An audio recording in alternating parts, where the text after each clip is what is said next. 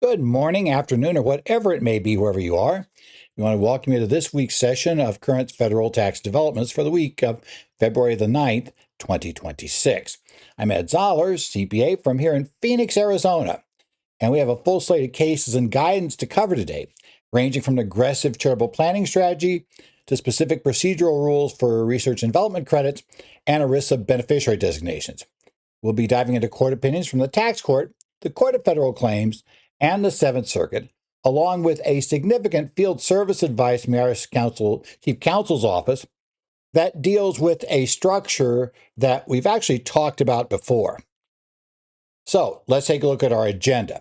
We're going to start with the Charitable LLC tax shelter, where this is going to be looking at Field Service Advice 2026-0401F. This is a major warning shot from the IRS regarding strategies where taxpayers transfer non-voting LLC interests to charities but keep control of the assets. The IRS is using the economic substance doctrine to disregard these transfers entirely.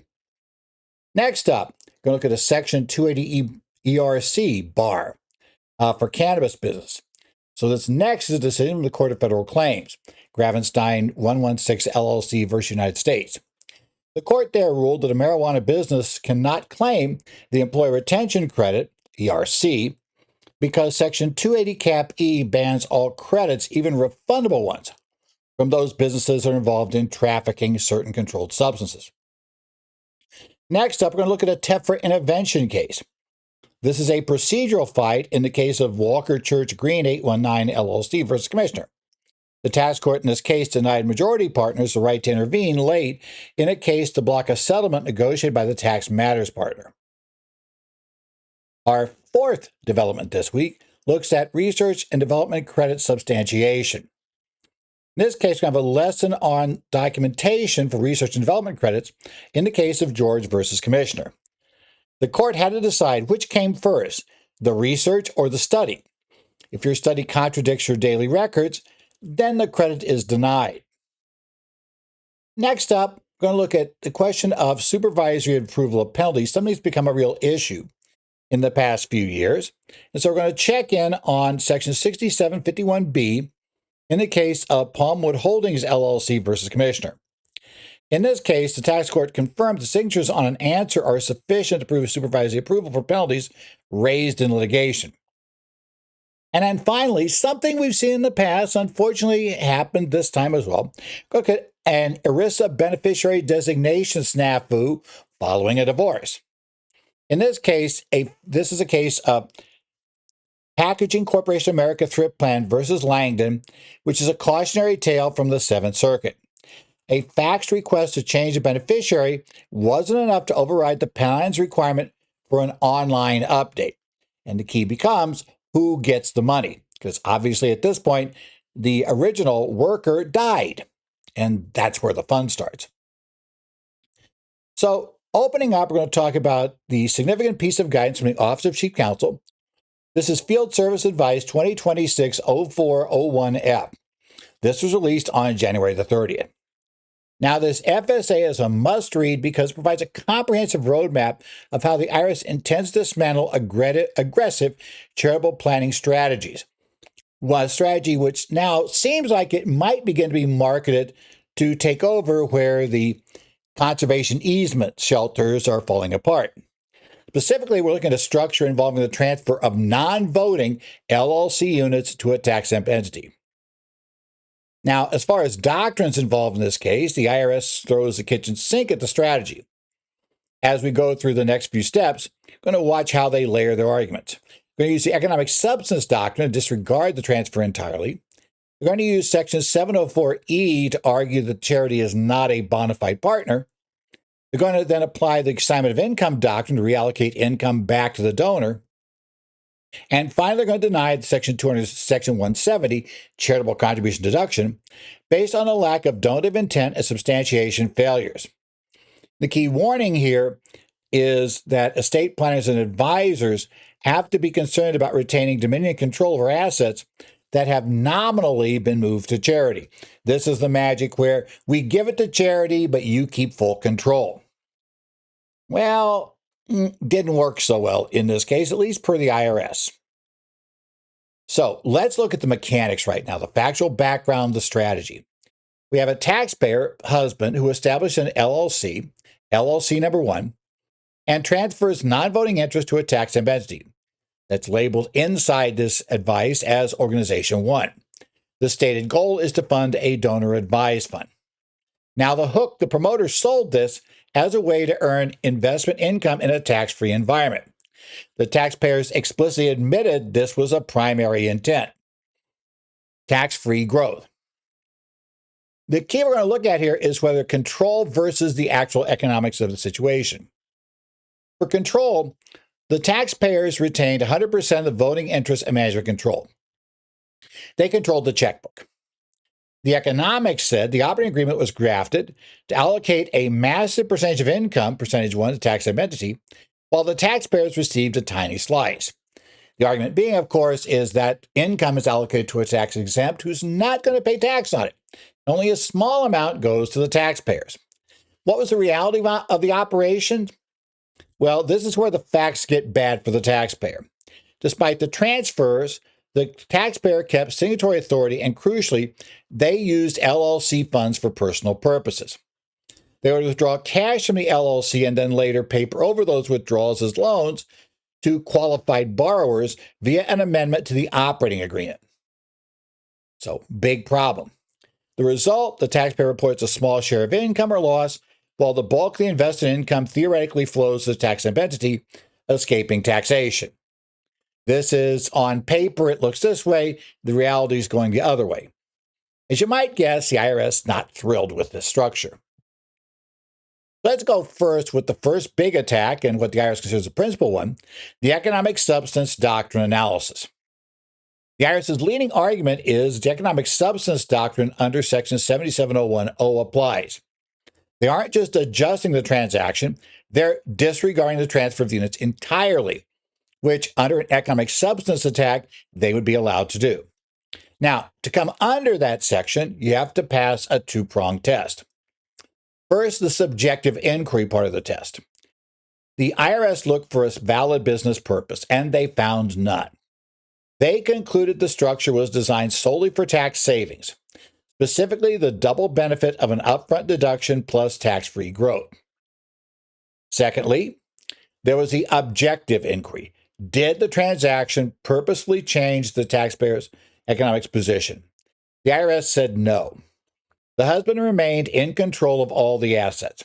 The charity, referred to as Organization 1, had no enforceable rights in the asset. Its position did not change before or after the contribution. Thus, the key issue, domain and control, the unbridled use of the assets, evidenced by those personal withdrawals, characterized as loans, were taking the money, was fatal here. The IRS concluded that the transaction lacks substance and must be disregarded. As we would note, this is not a good set of facts to go before the court. Now, this is just the IRS's analysis here. We can expect that it's putting a little bit of a spin on this that's in their favor. But the reality is, if you're being marketed, your client's being marketed something that essentially says you could do this, make a gift this, take a huge deduction for 99% of the balance of your portfolio's value right now, and then turn around and just, take money out whenever you want. We'll just sign over and paper over a loan, and that'll work everything great. It's probably going to fall apart. I don't see that passing court scrutiny. Second, we're going to look at the rejection of bona fide partner status for the charity. So this is a backup argument. If economic substance is found, the court doesn't buy, we can throw it out under the economic substance statutory provision. And the IRS argues, even if the entity structure were to be respected, the IRS argues that the charity cannot be treated as a partner for tax purposes. And this is the Supreme Court's Culbertson test. Did the parties in good faith and active with a business purpose intend to join together in the present conduct of basically an enterprise? Yes or no? The IRS argues that charity is a partner in name only. And the FSA breaks this down into three economic failures. Number one, there is no upside, right? The operating agreement called for mandatory distributions, but the taxpayer manager simply ignored them. The charity received nothing. Now, bottom line, if it did work, you can't ignore things that are in the document. That's bad facts. Okay. Number two, no downside. The charity paid nothing for the interest and had no capital call requirements. They had zero skin in the game at the end of the day. And third, there was no realizable value. Because of strict transfer restrictions, the charity couldn't sell its interest. Without the manager's consent to distribute, the interest was effectively worthless. Now, you might wonder, why in the world would a charity ever let things go like this? I mean, especially the part where they're simply violating their mandatory distribution provisions. Why isn't the charity suing? Well, it turns out the donor advised fund here is a specially put together one that is, let's say, under control of a group that's not going to be too picky about enforcing the charity's rights. That's a nice way to phrase it. And that's why the DAF, that's also why there is a DAF sitting in the middle here. Because you'd have a real problem with this structure in most cases. At least I believe most attorneys that I've ever talked to about this suggest, a charity is going to pursue. If you are actually doing somebody here, let's say that we had given this to a major charity, major nationwide or, large local charity, they'd probably be taking to court over this thing. But that's why we have the DAF sitting in the middle. So we're not worried about the American Red Cross, getting upset and coming after us. Because the DAF simply, might be advised to give money to the Red Cross. But Red Cross doesn't have it right now. So the conclusion is the IRS views the operating agreement as not as a partnership agreement, but merely a statement of intention to make a gift at some point in the future, but it certainly ain't happening now. Next up, let's go to another backup agreement here. This is the assignment of income doctrine. Since the taxpayers never actually parted with dominion and control of these assets, the allocation of income to the charity is viewed as an anticipatory assignment. The income must be taxed to the one who controls the asset. That is, the taxpayer in the IRS views. Now, the taxpayer did have an argument for this, right? There was an argument being done. The taxpayers tried to rely on the Palmer case and Revenue Ruling 78-197, the bright line for charitable gifts followed by redemption. Now, the IRS distinguished those two references you're going to find in the FSA because they involve gifts of interest that actually had value. Here, the charity had no rights and received no distribution. That interest was simply worthless. So, for the IRS, there is no charitable contribution deduction under Section 170. The deduction was wiped out on two separate grounds. Number one, intent. Using the Singer Company test, the IRS argued predominant purpose wasn't charity, but the substantial financial benefit of tax-free growth and personal use of the funds by the donor, or the theoretical donor, we should say. And secondly, there was a huge technical footfall, substantiation in this particular fact pattern. Number one, simple rule that will foul up a deduction very quickly. There was no CWA, contemporaneous written acknowledgement. In essence, they failed to attach, because this was also a, large non-cash contribution. They failed to attach a contemporaneous written acknowledgement. And even if they had, the charity couldn't certify exclusive legal control because the taxpayer retained it. They simply never got a CWA. That's bad. And secondly, there was no qualified appraisal. For a deduction of over $500,000, Section 170 F11D mandates a qualified appraisal. The taxpayers failed to attach one. But you might say, wait, publicly traded stock, you don't have to do that for that. True, but remember, they didn't give publicly traded stock. They gave non-traded LLC interest. But we disregard. No, we're not disregarding it. First thing is, they didn't own 100% of it anymore. In theory, they're arguing. But secondly, that's not. You put a wrapper around it. Valuation purposes, we definitely pay attention to, limited partnerships, LLCs, etc.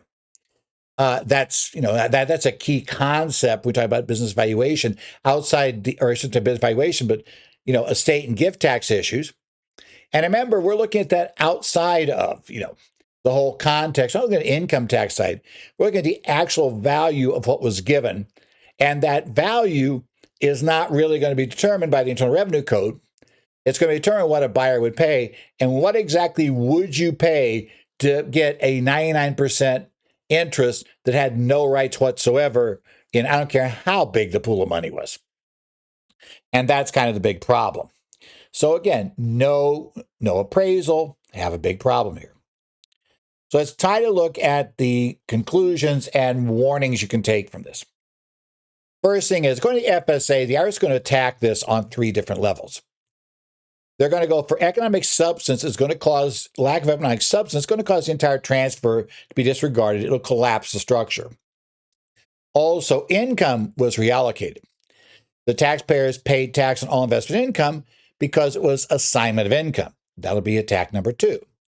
And number 3, the deduction is denied, right? No charitable deduction is allowed by the IRS attack. And this is a tax shelter screen. The language in this FSA is aggressive. The IRS specifically labels this as a tax shelter scheme. And this is a warning for tax-exempt entities. The FSA suggests that charity was an accommodation party, a vehicle to assist the promoter. This invites scrutiny not just on the donor, but on a tax-exempt status of the participating charity. So, key takeaway from this is a red flag for any charitable LLC structure your clients might see marketed to them, where the donor keeps the checkbook and the charity get non-voting units with no mandatory enforceable distinct rights to cash flow. As I say, given the losses we've gone over the past year plus that have occurred in the conservation easement realm, where it's lost, maybe talk about one this week again, those who peddle tax shelters have to go on to the next big thing. There's a very decent chance this becomes the next big thing, and the IRS is going to attempt to nip it in the bud by telling you they don't like it. Does that mean they're right? Not necessarily, but it does mean you have to tell your clients that you got to expect you're probably going to have to litigate this thing if the IRS comes in and examines it. So you're watching on TV, I should say. I guess people do watch us on TV, your computer, or you've downloaded the slides. We now have the visual walkthrough of this here, a graphic that summarizes the purported strategy and the IRS's view, right? On the left side is what the IRS would claim was an illusion, right? The taxpayers create the strategy, shifting 99% of the income tax-exempt entity while using purported loans to essentially use the cash personally for whatever they want. Full access to the cash, they're in charge of everything, right? In the center part there toward the bottom, we look at the flaw. This particular thing, it represents the fact that, the padlock there toward the middle left, represents a continued asset control. This is fatal under economic substance. The taxpayer never really let it go. They never let go of the ability to use that stuff because they used it. That's a big problem. So on the right side of this illustration, we look at the overall verdict. When the IRS gavel comes down, and that is investment income, instead of being 99% tax exempt, it's 100% taxable to the taxpayer. The transfer of that unit and the related charitable contribution is disregarded. The capital account, it belongs to the taxpayer, not the charity, right? And the missing stamp highlights the lack of, substantiation. You got to substantiate. So there is a lot wrong with this. And almost certainly, if you had a situation that was identical to what's described in the FSA, you're going to lose. All the IRS had to go to was the lack of a contemporaneous written acknowledgement. This thing falls apart entirely as for the purpose of a charitable contribution. And assignment later income going to the partnership, that might be more of an issue. Maybe you still have a legit partnership even without the CWA. But again, it's highly unlikely under these facts, especially when they disregarded the operating agreement entirely. That's a really bad fact. But unfortunately, not a fact that you got to say you're never going to run into. Because remember, this is marketed to people believing that they're going to get this huge contribution and still effectively have full use of those funds or full control. It's my money. Okay, I agree. It's your money, which means it's taxable to you. Now, a charity, if they ever got under control or got pushed by the IRS, might sue and attempt to take the money from you, but that's a different problem down the line. So there's a lot that could go wrong in the transaction like this. So just kind of be aware of it. And certainly, the number one thing to be aware of is the IRS has, by publishing this field service advice, made it very clear they are not happy with the structure. Okay, let's go on to something a little different now. This is a major development for anybody in the cannabis industry because this is a Section 280 Cap E and how it interacts with the Employee Retention Credit. Since the Employee Retention Credit was enacted, there's been a lingering question, can marijuana businesses claim it despite Section 280 Cap E? Now, on January 30, 2026, the Court of Federal Claim gave its answer definitively in Gravenstein 116 LLC versus United States. And I will say I do not disagree with this holding. You can, if you take a really strained reading, you might be able to argue that this is an income tax credit, so maybe it's different. They're going through all these odd readings, but the Court of Federal Claims certainly didn't buy in on this, right? The Court of Federal Claims held that Section 280E is a total bar to any credit for a cannabis business. It rejected creative novel argument that the refundable portion of the credit was actually a non-tax refund and therefore isn't covered by 280 Cap E. And I've heard variants of this theory put forward. So let's talk a little bit more about the case. The plaintiff, the taxpayer in this case, operated dispensaries in California under the name Soulful, S-O-L-F-U-L. It is important to note the taxpayer admitted their business consisted of trafficking in a Schedule I controlled substance, marijuana, which is still there. I know we're thinking of rescheduling it, but during COVID, while ERC was available, it was always on Schedule I. So even if they reschedule it, that's almost certainly not going to change any result here. The taxpayers basically had claimed over $322,000 in employee retention credit for the first 2 quarters of 2021. And they filed suit and the IRS failed to pay the refund within 6 months. Remember, that's something you have a right to do. And in this case, probably it made sense to file the suit because IRS was certainly going to take their time paying it out and would likely deny in the end. So you're probably going to have to litigate anyway. So if you, in the off chance you win, it's better to litigate now and get your money today than to litigate, 3 years from now. And then, and then maybe win at that point. So the split argument, the taxpayers knew they had a problem with 280 Cap B. Because 280 Cap B explicitly disallows deductions and credits. We talk a lot about 280 Cap E disallowing deductions because that's usually been the big thing. But it also specifically denies those businesses credits, right? Tax credits.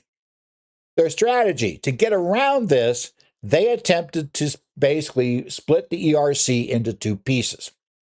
They conceded that the non-refundable portion used to offset tax liabilities might be barred. Remember, to go ahead and pay the payroll taxes that they had withheld, as well as the payroll taxes, as well as payroll tax on them. Depending upon which version of the ERC you're looking at, there were different things it's supposedly credited against. But if the total amount calculated was greater than that, which it almost always was, then you were able to get the rest refunded.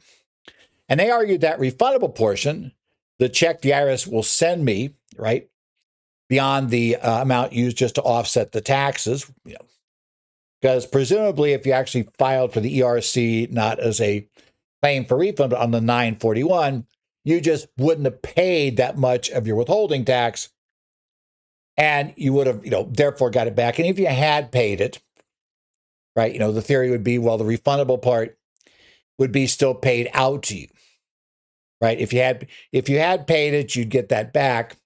Well, they'll say, okay, that's okay. We don't get that back. We actually paid that. However, we should get back the amount you would have refunded, right? The amount that would have been refunded even if we hadn't paid any of those taxes that under whichever version of the ERC we're looking at were the taxes that, it would serve to first offset. So they claim that's not a tax refund or a subsidy for wages. It's basically, it was a non-tax refund. It was a subsidy. It was not a credit subject to 280E because it wasn't being used to reduce the tax. That's their argument. Okay. Now, the court starts out and looks at the statutory construction. And they're going to use a textualist approach. Judge Rommel applied the strict textualist interpretation. She looked at the plain language of the two relevant statutes. Section 280E states unequivocally that no deduction or credit shall be allowed to a trafficking business. And Section 3134, or its predecessor in the CARES Act and the CARES Act as amended, because officially 3134 didn't appear in the code until the third quarter of 2021. That statute calls it a credit against applicable employment taxes. It refers to it as a credit. That's why we call it the employee retention credit, right? It's a credit. And she applies the identical words canon. They applied the canon. She applied the canon. That the canon of construction says when identical words are used in the same statute, the Internal Revenue Code, they have the same meaning. 280E says credit off limits. 3134, when the ERC made its way there, but even before that, it uses the same words affecting the same Title 26 Internal Revenue Code. It's got to be the same meaning, credit, credit. So if the code calls ERC a credit, it's a credit for purposes of Section 280 Cap B. She found no linguistic wiggle room here. Is credit's credit, you can't get credit. That's how this should be done. Now, what about the refundability and the non-tax refund? Remember, the taxpayer's theory was that the economic reality theory that a refundable credit often acts as a subsidy or welfare payment, like the earned income credit rather than just a tax offset. And they went to Supreme Court precedent in the case of Sorensen v. Secretary of Treasury from 1986. In that case, Supreme Court held that refundable credits like the earned income credit are indeed treated as overpayment for collection purposes, but they remain credit for definition purposes. The judge noted that the Internal Revenue Code does not discriminate between refundable and non-refundable credits when it comes to definitions. And so the court said, we're looking at definitions here, and for definition purposes, a credit. And so she rejected this term non-tax refund, saying there's no basis in the code.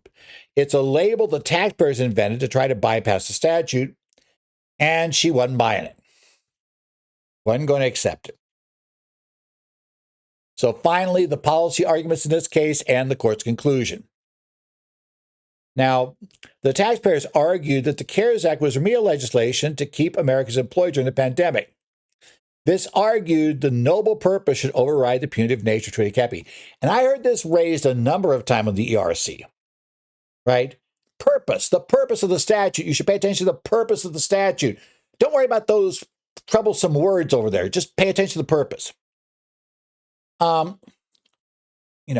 The judge refused to engage in perpervist. I love the term she borrowed. I guess that's a word, but it's like, perpersivist analysis. That's a neat term. When the text is clear, the policy goal doesn't matter. They enacted the text. That's what matters. In an interesting footnote, we get a cocaine comparison. Court addressed the taxpayers' attempt to distinguish the state law marijuana business from illegal cocaine dealers. Judge pointed out that marijuana is a Schedule I drug, while cocaine is Schedule II. Statutorily, marijuana is more restricted than cocaine.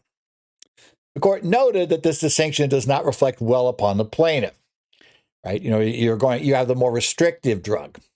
Now, we can argue about why that is and the weird reasoning behind the whole thing, but she's right that way. It's on the stricter list. So the outcome was the government's motion to dismiss was granted. The case reinforces that until Congress reschedules marijuana, amends 280 Cap B, or the regulation gets changed, tax credits are off the table. So again, we have our visual summary. And as I've told you before, I just create these with Notebook LM, tell them, okay, give me an overall picture of this case. and asked for it. So that's why you see Notebook LM's little logo down there in the corner. The standoff is on the left, right? It's a dispensary arguing the ERC is a direct subsidy.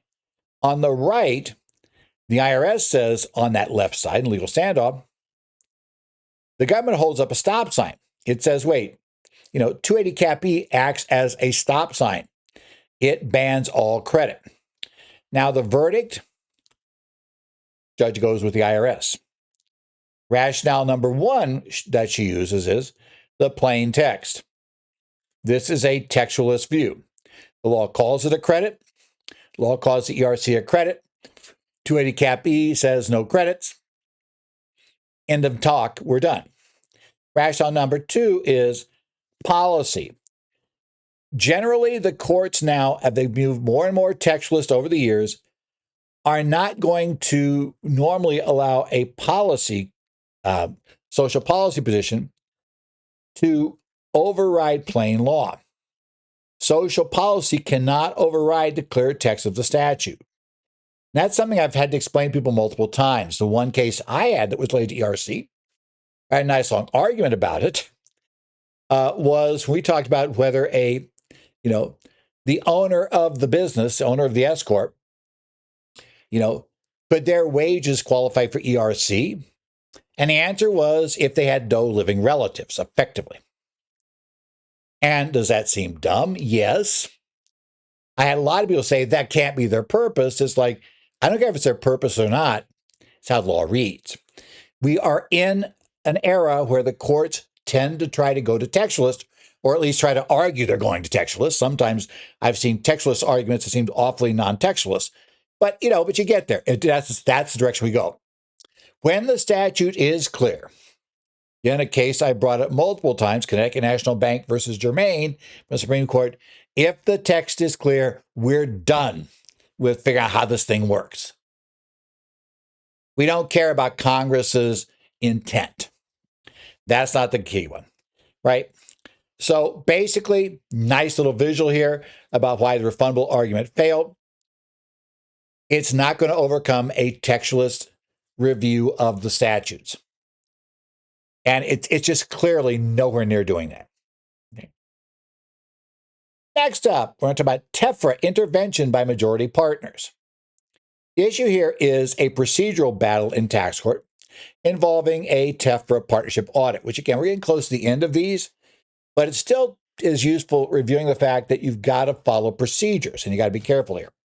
The court questioner was, can partners who own a majority interest swoop in at the last minute to block a settlement that was negotiated by the tax matters partner? The case here is Walker Church Green, 819 LLC versus Commissioner, Tax Court Memorandum Decision 2026-11. Decision came down on February 3rd. Now, the answer was a resounding no from the tax court. The court reinforces that substantial showing required to intervene at the entry of decision stage is a very, very, very high bar. Regardless of how much of the partnership you own, that's irrelevant. If you own, I don't care if you own 10%, you own 99.8%. If you don't object early on, right, to what the tax matters partner is doing and you don't intervene early, then you can't swoop in at the very end when you don't like what the tax matters partner does. Let's take a look at the case background. This is another syndicated conservation easement case. This is a 2016 deduction year. The partnership Walker donated easement and claimed a $48.9 million deduction. Pretty much can guess how all this works because we've been down this multiple times. The IRS disallowed the entire deduction and asserted the 40% gross valuation misstatement penalty. There was a settlement eventually. After 2 years of litigation, the tax matters partner reached a deal in October of 2024. On the bad side for the partners, they agreed to a total concession of the charitable contribution deduction. The good side was the IRS agreed to reduce the penalty to 10% from 40%. Now remember, that 40% penalty is mandatory. You go to court and you lose on that, you're going to pay 40%. The IRS is willing to settle this case and get it basically off their plate. They were willing to go down to a 10% penalty.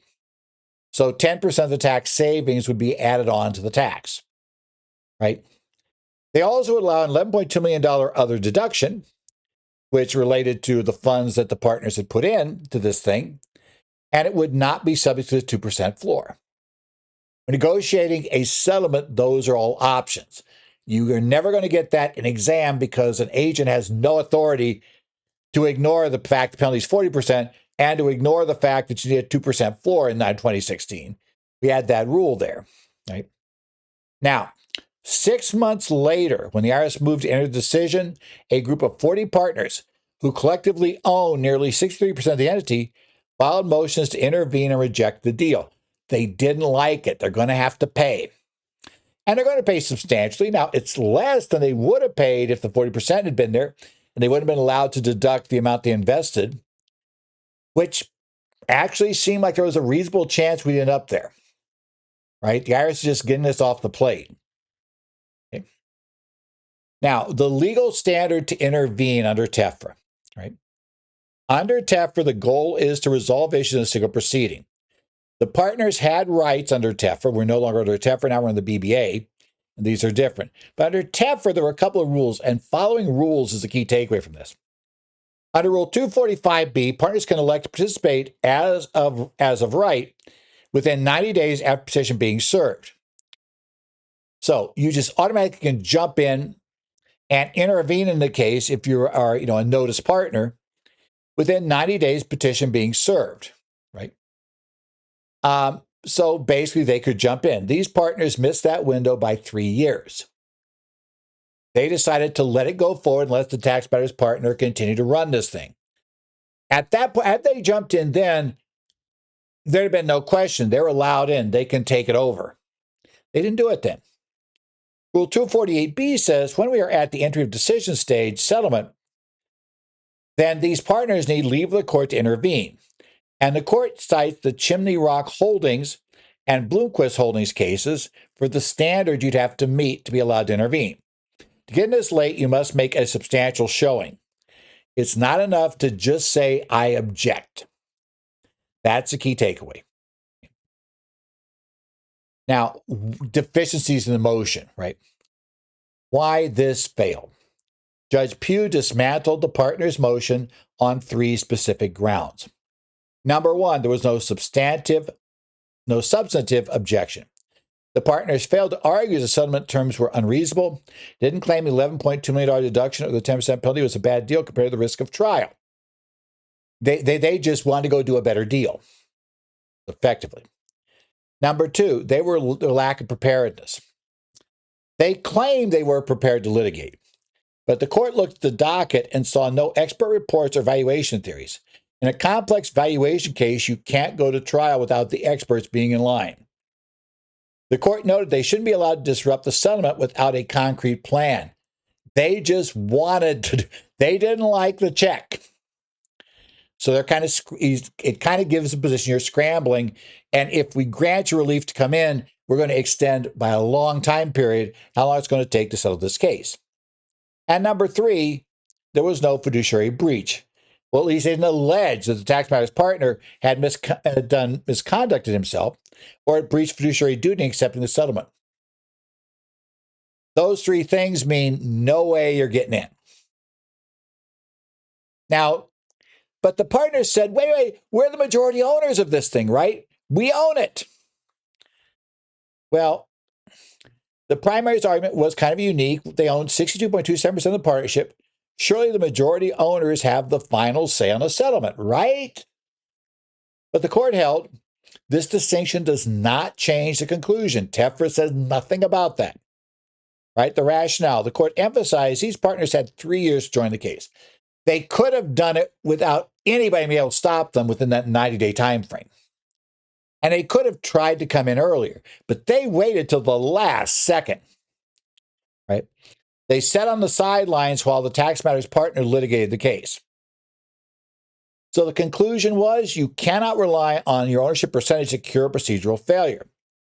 The substantial showing standards applies to everyone equally if you're a 10% partner or if you own 95% of it. If you allow the TMP to go forward and you let the case move on, and then at the last second, when you don't like the deal the TMP was able to get, you try to basically say, no, let us back in. We want to go do this again. You're not going to be let in. If you want to control litigation, you must elect to participate at the beginning. Certainly not at the very, very end. The longer you wait to get in, the more difficult it'll be to be let in this case. So again, we have our slide with the summary here of what it looks like. And you see the deal there on the scale, right? We got there, right? On the left side, the TMP secured a reduction in penalties, 40% down to 10%, $11 million to deduction.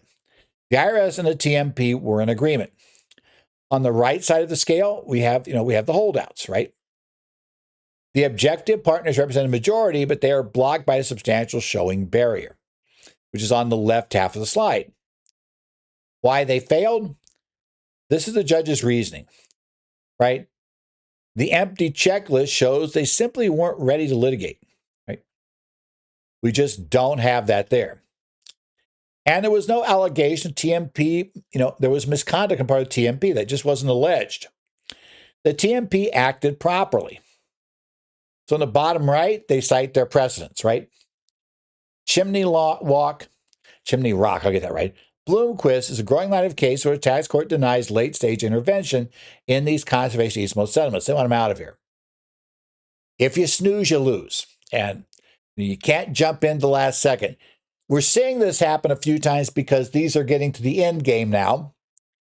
And obviously, the partners don't like the result. And so they're scrambling to try to somehow change the result. And practical matter is they're not really going to get it changed. Next up, substantiation of research and development credits, right? This is the case of the battleground here is substantiation. This case of George versus Commissioner, Tax Court Memo Decision 2020-610, decision came down on February 3rd. Now, it's a substantial memorandum opinion involving a large, vertically integrated poultry producer. Judge Greaves opened the opinion with a memorable line that frames the entire dispute. He says, gotta love good judges who like to write good first lines.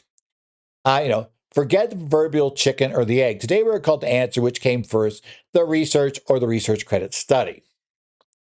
Did the research credit study just document research taking place, or did we end up, the research credit study was what created out of whole cloth a theoretical research project? And that's how this thing's going to be analyzed. In this case, critical lessons on the difference between a retrospective study claims and what the contemporaneous records of the taxpayer actually showed was going on. So which came first? The taxpayer. This case involves Georgia, Missouri, GOMI, you'll see it referred to, a massive poultry business operating on high volumes and low margins. Tradition for the industry. They use data analytics constantly to ensure uniform broilers, the chickens, right? The timeline. GOMI didn't claim R&D credits on their original returns for 2012 to 2014. In 2014, they hired a firm, Alliant Group, which will turn out to become an issue the IRS tried to litigate here, to conduct a retrospective study. The study identified various projects involving feed additives, vaccines, and genetics. They defined the business component as an improved poultry product, a better, healthier chicken. The conflict was the IRS argued these weren't research experiments. They claimed the study took routine production data and tried to twist it into a bunch of Section 41 claims after the fact. The court had to decide if the study reflected reality or reflected creative fiction. You're going to find out the court decided there were parts of both. Let's look then at the general legal framework here. We're going to look for this issue. Under Section 174, a key issue here was the pilot model concept. And the court provided an analysis of the pilot model rules post-2014 regulations. The rule: if you construct a product to test the concept's viability, the costs represent deductible R&D. That's the pilot model. The application here, the chickens themselves were potentially the pilot models. If the taxpayer was testing a new feed to see if it worked, the cost of the feed and the chickens eating it could be QREs, qualified research expenditures. And then Section 41 requires a process of experimentation.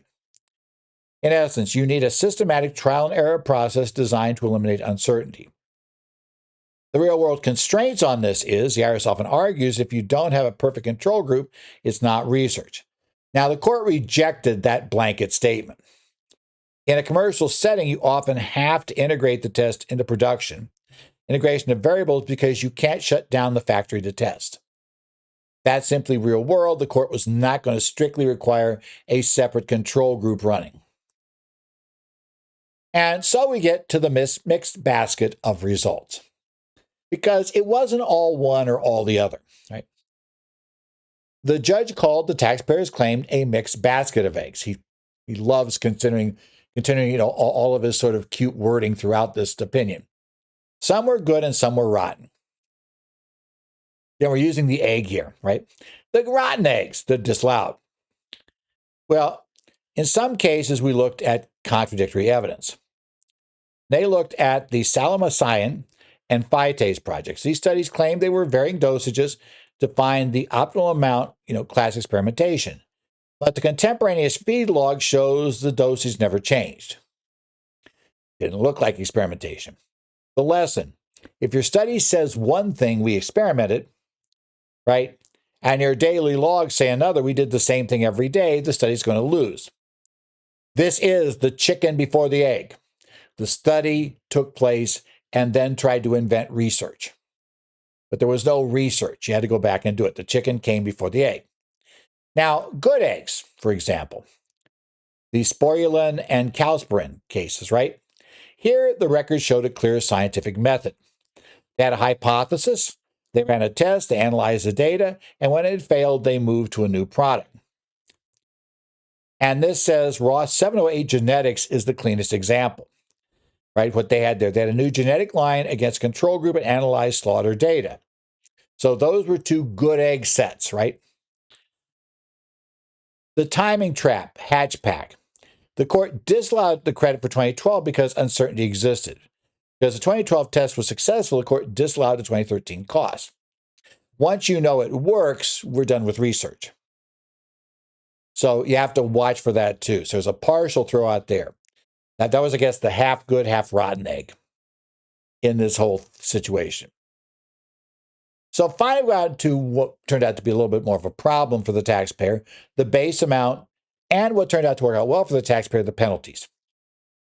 Okay, the technical blow, they really got hurt. There was a base amount failure. To calculate the credit under the alternative simplified credit method, you need qualified research expenditures for the 3 preceding years, the base period. The taxpayers did not have detailed records for 2009, 2011. They tried to estimate these amounts using a ratio from the current years. Courts have not liked that option. That's one that if you're using that, it's getting much more difficult to make that, try to run that through the courts. The court refused to apply the Cohen rule to estimate the base. They said essentially, without evidence, the base was deemed to be zero or insufficient. Because use Cohen, there has to be enough evidence to reasonably estimate. And the court's not allowing Cohen in this case. They've not been finding that. So that forced them to use the startup limitation. And this reduced the credit calculation from 14% of the excess down to just 6% of the current QREs. That's a massive reduction in this case in the credit value. Now, the good news for the taxpayer was on penalties. The court declined to impose penalties. Unlike in the Betts case, the court found reliance on Alliant Group was reasonable because the study was comprehensive, 100 pages, and the taxpayer gave the firm full access to their data. The IRS literally tried to say, well, you use a consultant group who was found in this case, to have had an unreasonable study. That must mean yours is unreasonable. As we're going to discover in a later case, that kind of, by allegory is not going to work. Yeah, the fact that there was something bad in that case, and let's assume there was for this consultant you had, that doesn't mean there was something wrong in this case. And again, they didn't get, they only got partial, but the court did not find that it was improper to have relied upon the Alliant Group. So using them is not per se just, sorry guys, if you lose, you're getting penalized. They're saying no, it was reasonable in this case. You have to take each case on its own. So finally, the visual again, right? On the test side of this, on the left side, right, we see three hurdles: Section 174 uncertainty, the process experimentation, and the product definition, right? On the right side was the outcome, right? Green check, Ross 708 worked because he used control groups and data. Red check, FITs failed because contemporaneous records, the scales didn't match the study's claim. The bottom center, the problem of the 6% hit, right? That coin icon down there represents the financial impact of failing to substantiate the base period. Instead of the full credit that they tried to claim, they had to cap themselves at 6% startup rate. And so the key takeaway is you can't just retroactively find a credit all the time. The study must align with what actually happened on the factory farm floor. You need evidence of experimentation at the time that you were trying to resolve an uncertainty through experimentation. You can't just kind of look back there and said, well, that could have been, if it rearranged slightly, it would have been experiment. No, you can't really do that. That's not going to work for you. Okay. Next up, talk about supervisory approval of penalties, a case something's become big.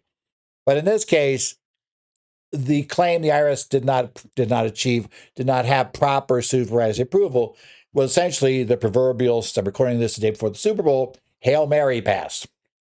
You know, trying to save something from the case. And this is a tax court order from docket number 1749-23. It was issued on February the 5th, 2026. Now, we don't often cover orders of the tax court, but this one got a lot of notice because specifically of the judge's rather harsh language the judge ended up using in this case. So this is the procedural world of Section 6751B. The requirement that IRS supervisors must approve penalties in writing. Been a lot of litigation about this in recent years, right? In this case, Palmwood Holdings LLC versus Commissioner. This is a designated order from Chief Justice Erta, which gives us significant weight on procedural matters, right? The key question: if the IRS asserts a penalty for the first time in the answer, lawsuit pleading, what constitutes the initial determination and the written approval? And the court said, look at the signature block on the pleading. Basically how we come up with this. Okay. So let's talk about the procedural context of this. Underlying case, this is yet another syndicated conservation easement dispute involving, in this case, $44.9 million deduction on a 96-acre tract. The timeline, the IRS issued the final partnership administrative adjustment, and the taxpayer petitioned the court. The twist: after the petition was filed, the IRS decided to up the ante, which they can do. Right? This is a risk of going to tax court. In their answer, they asserted the 6663 civil fraud penalty. That's really nasty penalty. Okay. Now, the requirement under Section 6751B, a penalty cannot be assessed unless the initial determination is personally approved in writing by the immediate supervisor. Now, the IRS moved for partial summary judgment, submitting declarations that the trial attorney, Richard Wooldridge, made a determination as supervisor is Melissa Lang, and Alexandra Nicolates, sorry, Alexandra, for mispronouncing your name, approved it. Now, the taxpayer's challenge was based on the objection. They didn't have concrete evidence that the approval was missing. Instead, they claimed they had reason to believe the IRS declarations were untrue. The evidence, they pointed to a 2021 email chain from a completely different case. Shades of Alliant Group, of the Alliant Group shade the IRS was throwing in the case we just discussed, involving different taxpayers. Hey, Alliant Group back again. There, this old email suggested IRS attorneys might misrepresent who made determinations. They asked the court to deny summary judgment, open up discovery so they could depose the IRS attorneys and investigate the internal approval process. In essence, the judge's view, they wanted to go on a fishing expedition. They had no current evidence of, improper conduct by the IRS. The IRS had, because remember, the IRS now has submitted an answer that says, we had the approval and it happened like this. The court is going to say, if that's the case, if they actually did what's said here, right? Then that would be it. And they have this evidence. You're just telling me I need to assume the evidence might be wrong? Okay, the court relied on Bell or Woods. In the context of tax litigation, Penalties raised the answer is the initial determination.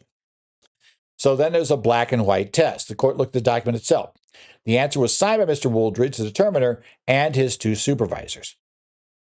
The court held that signature block is conclusive. Supervisor's signature on the pleading constituted written approval, required written approval. And relevance. The court held that any prior internal emails or discussion are irrelevant. The statute requires approvals of determination, which is the formal filing of the answer. That's the key issue. And now, what got this thing written up based on tax news sites? The admonition. The Chief Judge Erda did not mince words regarding the taxpayers' tactics. He characterized requests for discovery as being based on wild speculation and being wholly ill-conceived. And this order is a warning to practitioners, basically those who are litigating the tax courts. And while most of us, CPAs, EAs, are not, we haven't taken the tax court exam, so we're not litigating in tax court. There are a few of you who do, and there are some attorneys maybe listening here. So this is one that's basically referenced for the attorneys. Accusing officers of the court, IRS counsel, of lying is a serious charge. If you make that accusation without strong support, you risk, per the court, losing your credibility with and the patience of the court. Don't do that. Upsetting a judge is usually not a good strategy in most cases. Just going to say that. Outcome, the IRS motion was granted, and the penalties are procedurally sound. Again, we're not going to open up discovery. In essence, we've decided that they've been basically applied procedurally correctly. That doesn't mean you can't argue they shouldn't apply, but it means you're not going to get the automatic win of saying that the approval wasn't there. You're not going to be given the right to go on a fishing expedition to try to find something that you could argue shows that. So again, our graphic for this one, and again, divided into nice two parts, right? Here. You can see that this particular case, here's the facts in the case, so you know what was there. They originally purchased 839.6 acres for just over $2.5 million, and actually donated only 96.6 acres, but claimed nearly a $45 million deduction. Standard conservation easement case, and unfortunately, standard conservation easement result at the end of the IRS exam. IRS disallowed everything and eventually decided to go after a fraud penalty. Right? And they're saying that this is so far out of line, we believe it's fraudulent conduct. Basically fraud was committed by returns that claim this big deduction. Right? Now, the mechanism, it takes a look at the signatures on answer, right? That's what we're looking for here.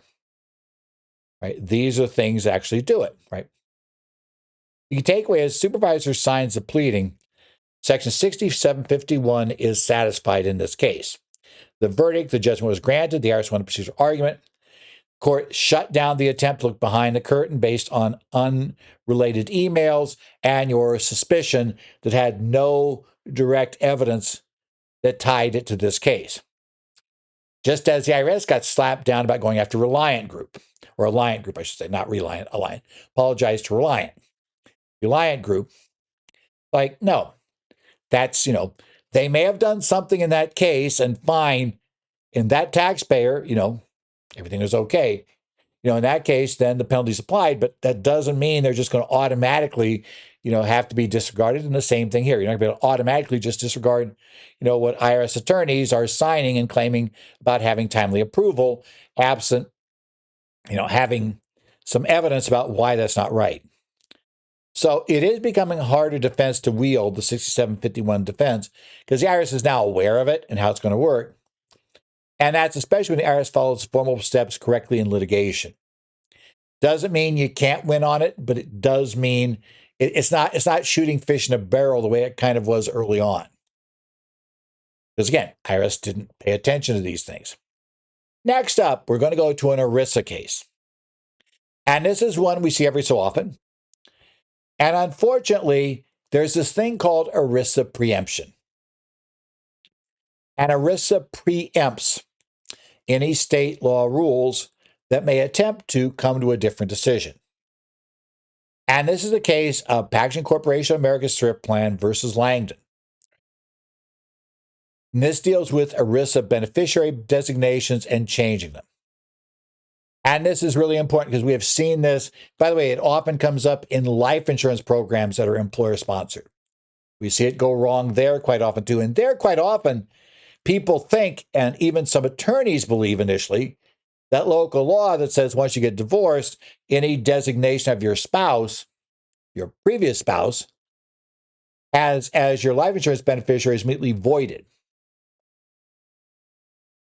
ERISA preempts it, right? ERISA preemption, if the plan is covered by ERISA, 1974 law, it's been amended multiple times since. It's, the federal rules are what matter, not the state rules. So if you have a client going through a divorce, it's a critical reminder, divorce decree or letter to the employer is almost certainly not enough to change a 401k beneficiary. You must follow plan procedures. This case came out of the Seventh Circuit. It's case number 25-1859. Came down on February 2nd of this year. The court addresses substantial compliance doctrine. Can an informal written request override specific positive action requirements like logging onto a website mandated by the plan documents to change your beneficiary? So let's look at the factual backgrounds of this case, right? So let's go for the setup. Decedent Carl Kleinfeld had a 401k with Packaging Corporation of America. In 2006, he designated his then wife, Danae Langdon, as a primary beneficiary, right? Now, the plan was very specific. Change of beneficiary, you had to either update it online or call the benefit center. Okay? So let's go forward to September 2022. After the couple's divorce, in a couple divorces, a qualified domestic relations order is executed, splitting the retirement funds. In October of 2022, Kleinfeld instructs his secretary to fax a letter, not go online, not call the benefit center, but fax a letter to the benefit center. Letter explicitly says, remove my former spouse from the insurance and 401k, and send me any forms I might need to complete. Now, the quadro was, the amount that was to be paid out to the former spouse on the quadro, that was followed. The fight's over the rest of the funds, because what happened there was, while PCA updated his insurance, PCA is Packaging Corporation of America. I actually know that because years ago I had a client that was involved with that was PCA, well, a part of what's no longer PCA, but still there. So yes, Packaging Corporation of America, PCA. It's a fairly big organization. While PCA updated his insurance, which likely allowed paper changes, but did not change the 401k qualified plan beneficiary. Now, Mr. Kleinfeld died 3 months later in January 2023, and no further action had been taken before he died. The question now becomes, who's the beneficiary? Who gets the money that's not, we know that, his former spouse gets the quadro amount. Who gets the rest of the balance of the plan? Now, the estate, represented by his sister, argued that the facts proved Kleinfeld clearly wanted the ex-wife out. And the district court, who tried the case initially, agreed, and it ruled the facts constituted substantial compliance. The ex-wife appealed to the Seventh Circuit, right? The Seventh Circuit had to determine if substantial compliance doctrine saved the day, and basically the sister will get the money. We all agree pretty much that he wanted the sister to have the money. But ERISA essentially does not want to be playing on us arguing over intent. They want the plan to have very clear guidance on what to do. The plan sets out rules. You must follow the rules. If you take one thing away from this discussion, it is if the plan has, if you want to change beneficiary, you got to go find the detailed plan rules and you got to make sure they're followed exactly. That's a takeaway because this is not the first time this issue's come up, right? So they noted legal uncertainty, right? The court first noted Supreme Court's Kennedy decision, which generally demands strict adherence to plan documents. The plan administrator must act in accordance with the documents. However, in an interpleader case where the company isn't at risk of double payment, the doctrine might still apply. The test. Now, we're not sure if the doctrine exists of substantial compliance, but maybe it does. The court said it's possible. So we're going to go ahead and presume it applies because it turns out it won't make a difference. If it doesn't apply, the ex-wife gets it. And the court's going to say if it does apply even, you don't pass the test, so the ex-wife gets it. So first, you have to have evidence the decedent wanted to make the change. Well, that's a given here. We got that. But there also must be positive action. The deceased must have taken steps for all practical purposes similar to the required action. That's where the Seventh Circuit has a problem. Okay. So while Kleinfeld had the intent, the facts were unambiguous. He wanted her off the plan for anything beyond the quadro. He failed on part 2. That fell apart on positive action. The plan required an online login or phone call. It never authorized changes via fax. That was found to be a material deviation from the requirements, and that's going to fail the positive action plan. Now, the estate tried to rely upon cases like Davis or MetLife. In those cases, the decedent used the correct form, but made minor clerical errors like forgetting to date it. The Seventh Circuit panel said sending a fax when the rules say log in is not a minor error. It is a material deviation from the required procedure. You aren't substantially complying with an online portal requirement by sending a piece of paper in. And note, that's also important because you can't do that. You can think a little bit about this, not that it would apply because it's not really ERISA, but you might see the same concept applied if your client is trying to get that direct deposit refund. IRS says you got to go online. You don't substantially comply by asking for it to be sent paper. Of course, you do that, the day's probably going to run, and who cares? They're not going to get it on the bank account because you want to tell them the account number, either over the phone or by writing in. Nope, you're not going to get it. So again, that's not substantial compliance with the IRS's rules under the executive order. A little different. This is a bit stronger. The ERISA is a bit stronger in this rule, but same sort of concept. And the court also said there was self-awareness for the failure. The court found a smoking gun, in their view, in the fax itself. Kleinfeld asked the plan to fax him any necessary paperwork. To them, the meaning was he knew he wasn't done. He knew there were more steps. He just never followed up. Holding because he failed to take the specific positive action required by the plan, his attempt was legally ineffective. The result, the ex-wife, despite the divorce and the clear intent to remove her from the non-quadro portion of the plan, remained legal beneficiary of the entire 401k. So, takeaway, never let a client rely on a letter or anything informal divorce decree or a fax. Advise them to find out what the plan itself requires. Preferably get something in writing from HR that says the plan requires you this, this, and this, and follow that. But I would also suggest, even better, checking the plan document. Might not be a bad idea to say, your counsel should probably review this because, look at these cases, and then they might want to go through with you reviewing the plan documents to find out exactly what you're being told to do this, because you got to get this right or your ex is going to remain the beneficiary, which is probably not what you want. If the plan says click here, you got to click here. And again, our final nice little graphic. This one's really got a lot going on it. It's very, very, very, very full. So busy, I guess we're going. You might want to get the download and look this one on your own, although you can follow it on the screen if you want. It's there. In the center, you see the balance of the substantial compliance doctrine, right? Evidence of intent on the left was heavy and clear, but the positive action, the right side, was light because you used the wrong method. And why the request failed, the right side, it was, the icon shows a fax machine versus a computer. They're different, right?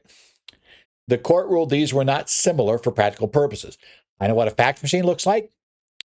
We still have one because I think we have like 2 clients who still insist on faxing us stuff.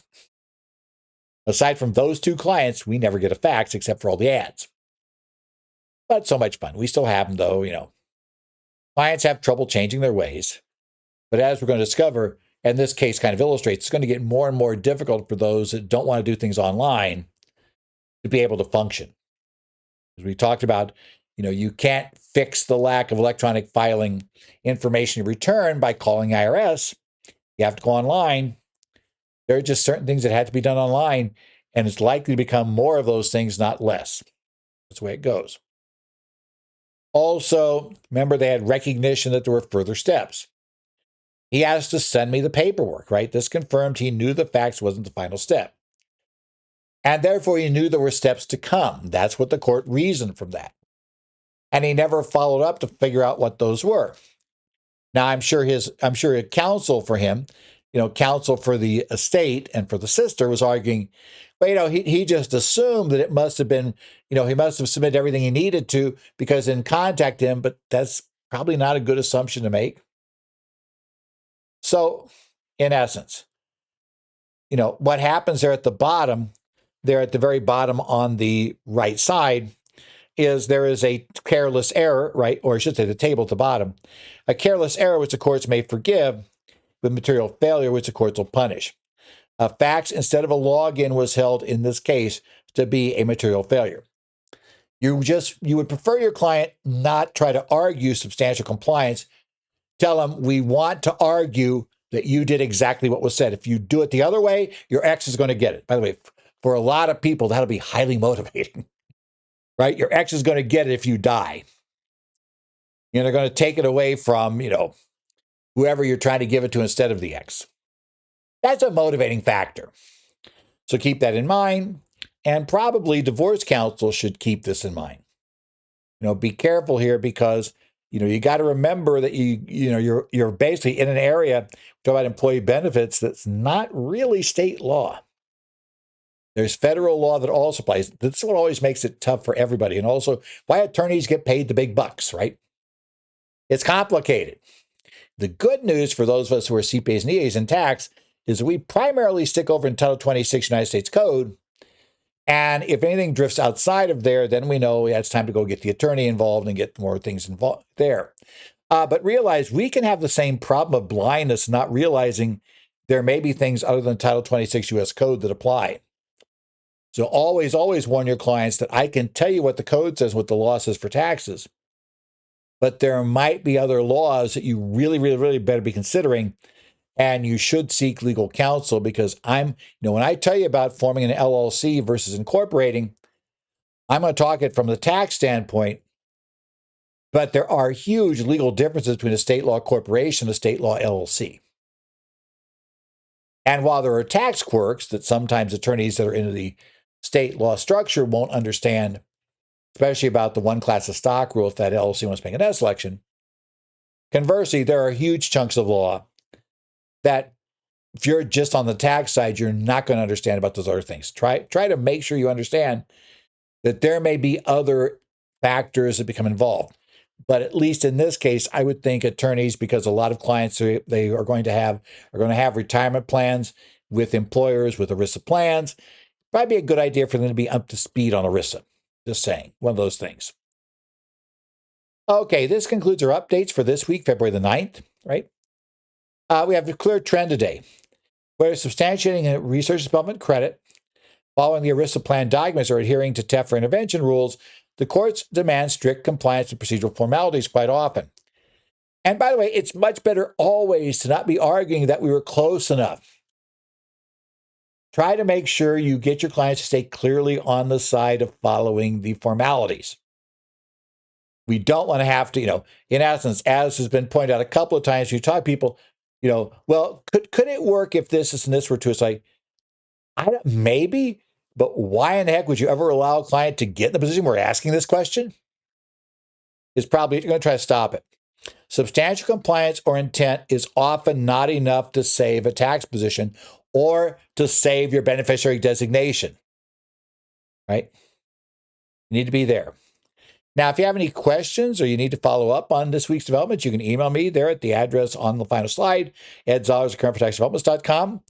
I also will be on the Connect sites for New Jersey, Arizona, Minnesota, Illinois, Idaho, and Washington. So if you have any questions, you can post them there. And if I see something, I'll try to follow up. I want to thank you for joining us this week. And we look forward to seeing you next week for more developments in the area of federal taxes.